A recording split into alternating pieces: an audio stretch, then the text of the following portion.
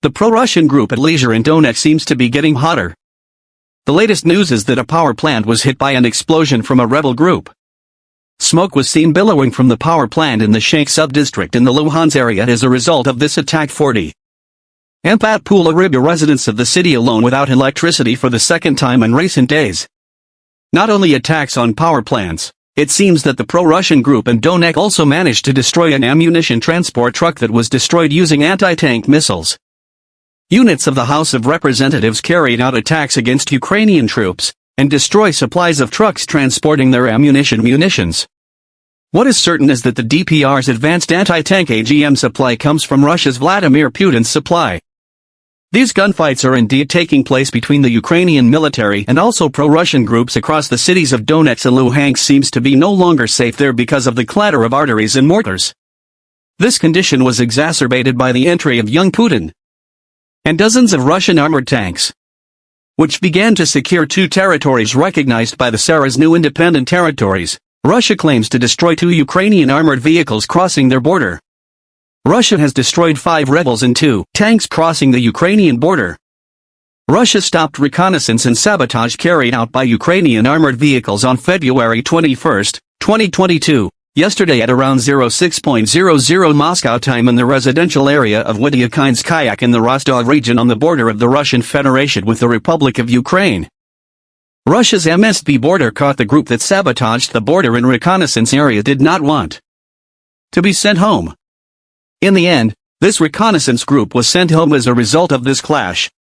Even missiles could not be avoided. Russian anti-tank weapons destroyed the 2 Ukrainian tanks.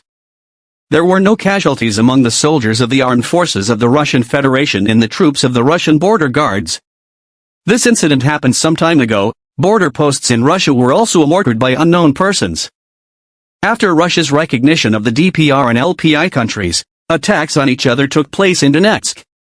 DPR troops demonstrated how they carried out attacks against Ukrainian troops. More precisely, the Ukrainian troop tracks. Ukrainian troop tracks are at a standstill wherein the contents of this truck are ammunition that will be supplied to the Ukrainian frontline troops. Suddenly a Scene missile was launched aiming right at the position of the truck on the left, and when it hit the trucks it exploded into pieces. Scene, a soldier running first, was destroyed by Atom, then the second Atom brother was launched locking the position of the second track which also contained ammunition. Then the result is the same as the first one, he was wedged into pieces. As a result of this attack, it was reported that 2 Ukrainian soldiers were killed and 12 others were injured by shrapnel of ammunition that scattered when the track was hit by a missile HTGR. As a result of this attack, of course, the Ukrainian military suffered significant losses because these 2 tracks contained ammunition to be supplied to the front lines. Currently the frontline fighting between the Ukrainian troops against the DPR and IPR troops is still continuing.